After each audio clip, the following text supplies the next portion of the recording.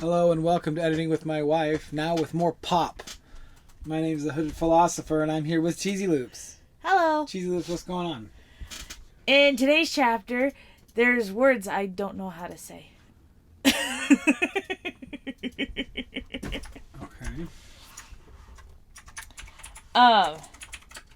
You put in words I can't read, and it makes me sad.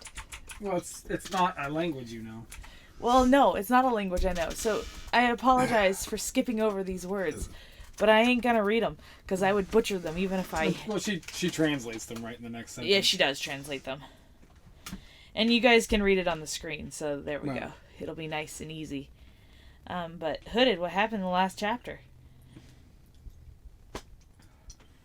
Well, the boy saw everything his father was doing and talked to him and found he was a stranger.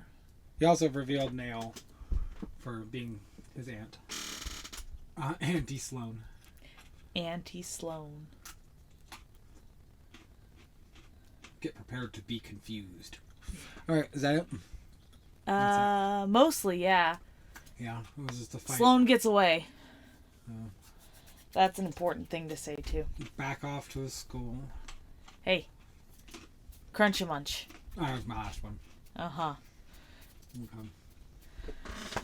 Alright, chapter 33, Never Alone Again. Nail watched over the boy as Tresca had a meeting with all the relevant leaders. She stood next to Rokai, whose tight facial features she was admiring. Thank you all for coming to our little get-together. We all agree that Sloane's recklessness is out of control. He has decided to use force against his own people. We must take action, Rokai said, taking the lead. Ella spoke next. It is with our greatest apologies that we even attacked. All that death is such a loss to us all. We have no time. We must stop Sloane now, Flo said. What are we waiting for? Let's go rip down his school, Nathaniel said, his noble nature showing its face once again. Forrest came to Flo's side. I don't think we have that long. My intelligence has spotted him holed up in his school. He's gathering an army. He is gathering the army. Sorry. Then we must stop this before it gets out of hand, Nathaniel agreed. Would he hurt the children? Marcus asked. Deep inside Nathaniel's mind, the terrible voice echoed. I hope Sloane does. If he hurts the children, I get free reign on this world. I don't think he is willing to go as far as unleashing the seed of chaos and everything, he explained aloud. We pray that he does not, Flo warned. What about Rohan? Surely he will stop Sloane. We don't need another battle, Ella asked. Surely he will help Sloane. Did I say stop Sloane? Yeah. Wow. Surely he will help Sloane. You're still doing better than I would. Not to worry. His corpse fell to the ground from my venom. We will have no troubles involving him, Tresca explained. Nathaniel and I will rip down the walls of the school from this side. Tresca will take the boy to Trust Home Towers. Your recall will get your slip ring back to you, giving you a quick shot to the other side of the school to tear it down. From that side, Draylin explained the plan, and everyone was in agreement. This would be the last chance for sleep on their journey. Ella came into his room before Nathaniel got ready for bed. I want you to have this. She held out a blade. We call it Lion Tamer. It was made by and for our king, Alexander the Great, an imposing leader and a noble man. The blade was short and curved inward, but it sparked eager for battle. On its hilt was a phrase written in a language he had never seen before. Those words. It says, an unexamined life is not worth living, she translated. He knew Sloane would eventually stop examining his own actions, and Alexander never wanted to. He regretted his actions back then. He just wanted peace. He repeated, I am not afraid of an army of lions led by a sheep. I'm afraid of an army of sheep led by a lion. Sloane is a terrifying lion, she finished grimly. Her eyes burned into Nathaniel's. The fire they formed was dangerous. He broke the silence. Why are you giving it to me?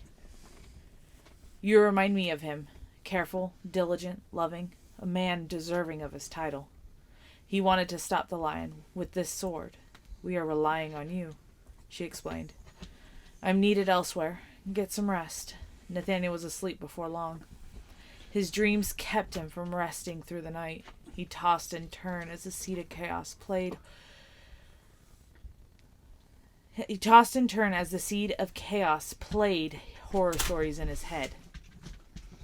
He awoke sweaty and got dressed. Taking the sword, he walked out ready to fight. Nail was waiting by his door.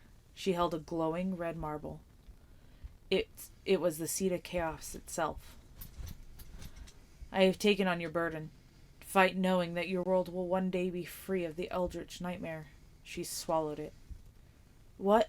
How? Nathaniel stuttered. Sloan is my brother. The boy, my nephew. The boy will fill you in. Allow me to finish what you started. It's the least I can do, after everything that has happened to you. Chaos took her then, and there was a swirl of toothy black mist. Tresca and the boy were already gone. Draylen was waiting for him at the gondola. They took it to the top where the entrance point to the tunnels around the school. They took it to the top where the entrance point to the tunnels around the school. Leave it to me. Get the people out, Draylen said. Force and Flo had their sections of the tunnels cleared out, so Nathaniel and Draylen entered. Marcus came up behind them. Ella thought you might want some help. After all, if you're going to right-hand side of the school, we suspect many traps have been placed. Pretty easy, short chapter there. Mm-hmm. Yeah, those... What language is those words? It's Greek. It's ancient Greek. It's ancient Greek. Yeah. Okay. You said that was your last one, Crunch-a-Munch. Hooded doesn't know how to save his snacks for later. I don't care if I have snacks later or not. I just eat the snacks when I have them. Yeah, but you could just not do it while we're trying to talk now. Ooh, sorry, yeah, right. Like reading it, okay, it was a little irritating, but whatever. But now it's time to talk, and you have Crunch-a-Munch. I answered your question, didn't I? All right. So, you fixed some of the issues that I had as I was going down. Good. Top to where the entrance point of the tunnels around the school began. That was a good fix. There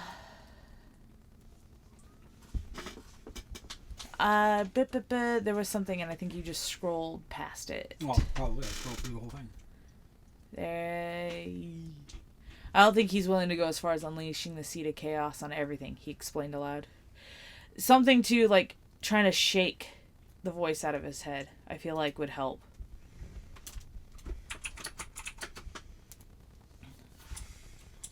Does that make sense?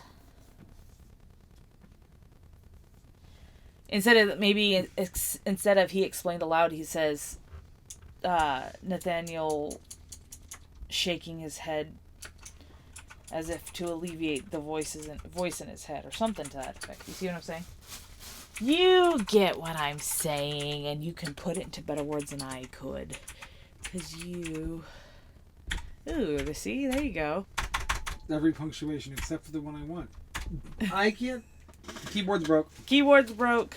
And the mouse is not even working today.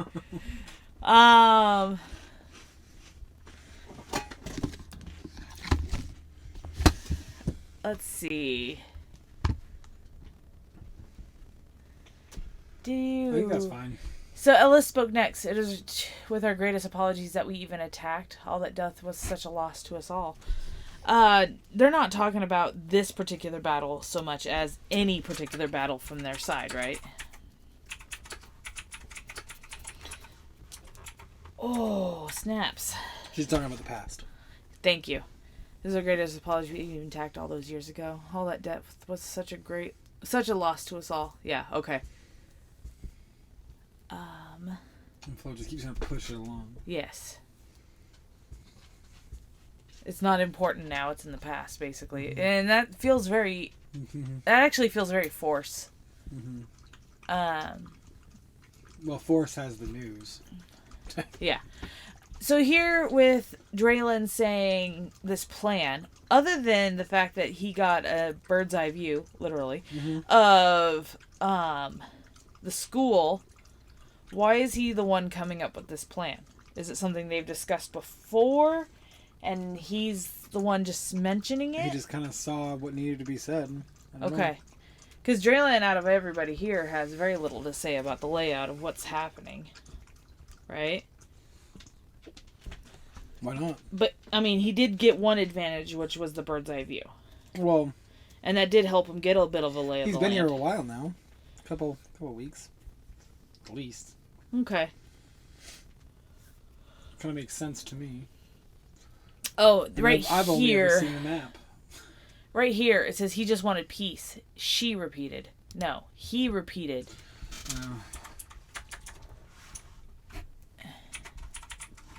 No. No.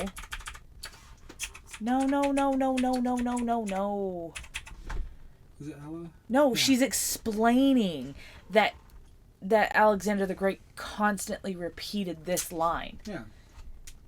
No. Repeated sacred words. No, he just wanted peace.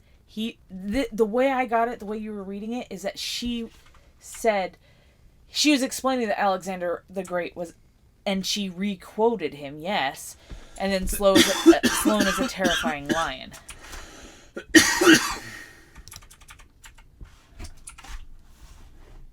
Okay. Yeah. Okay. Yeah. Now that makes more sense.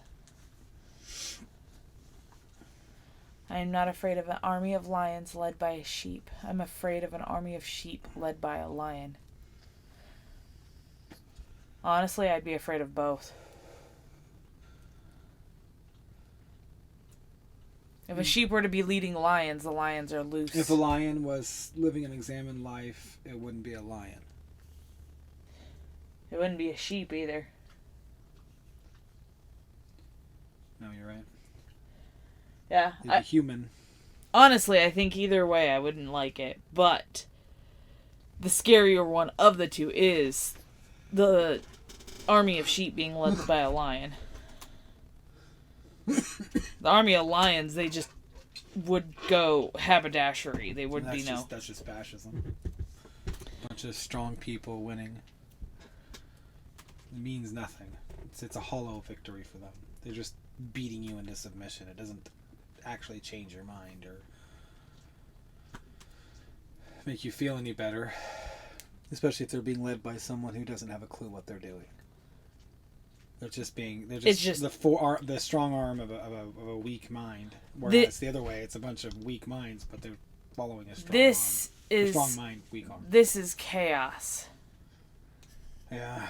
This is just... What do you think about Naol and what she did? Her swallowing the seed of chaos? Mm-hmm. How did she even get the seed of chaos? How do you get... Sloane had it. Oh. He made a deal with that seed. She took the seed and swallowed it. And took it on her all on her own. Jeezy Pete. It can't go anywhere now. So Nathaniel is... Free. Free to finish it. Free to no longer hear the voice inside his head. Free from the taunting, yeah. But she isn't. No, she's not. In fact, she's taken on more power than she could possibly imagine. It was a very dangerous thing to do, but if the story does continue with her, it's going to be important. Mm-hmm. Important for her to have it. And there's the first mention of the Eldritch Nightmares. Yeah. Unless you count the hate in the epilogue. I've taken on your burden, fight, knowing that your world will one day be free of the Eldritch Nightmare. Little does she know. Those are the core of every great fantasy tale. Is this just overwhelming negative force? Yeah. It doesn't have a coalesced form unless it wants to. No, I think this chapter it's short, sweet, and to the point. Not much to say about it, really. Well, I think a good question of the day would be, when have you taken on someone else's burdens to free them? what about you? Can you answer that? I feel like every day with me. I was gonna say that every day with you. Oh, I wasn't gonna say it that meanly. It's okay, I said it. But I don't hate the burden I take, because I also get some enjoyment out of it. If I didn't take on this burden, there'd be less enjoyment in our day. I think that's what she would say too. Really? Yeah. That's her character. That's her style. She's very much, let's just do it. Let's get this over with. Because if I didn't take on extra burden, Gung-ho. we wouldn't have this story to read together. Or the next one. Or the next one. I mean, maybe the next two. We wouldn't be able to read them together. I would have them, but we wouldn't be able to read together. But the one after February, I wouldn't have it all. In February, you don't know the story at all. You have a small amount. I have even and that's what makes me think you should just read them every time now. And I just let you read them. Not getting in the way. Let you just kind of flow out of you so I can hear it myself. And yeah, that's not a bad idea. You gotta finish this one. Also, I've got to constantly be reading throughout my entire day. And it's my own stuff, so it's like self-serving. Well, not only that, but you know what you've written, so you'll skip over things thinking you wrote it one way, but in reality you wrote it another way. Or I will change it and then never do. Yeah. Which is kind of the purpose of us reading it together, so you can hear it. So, View from Above, I'm going to read the whole thing. All 20 chapters. And then... Actually, I don't know how many chapters. I just took a stab at the number. The next book has a new name. The next book has a new name. Yes. We have the title, The Grey Fae. Yes, the working title. But I'm calling it A Glimmer of Truth. Wow. I thought that would be clever. You know the reason why. Clever. All right. Recap. Let's move on. Okay. But yeah, the question of the day is when did you take on a burden from somebody else to aid them? and not because they asked you to do it, but because you decided to. That's the important part. No one asked Nail to take it on. She just decided to do so.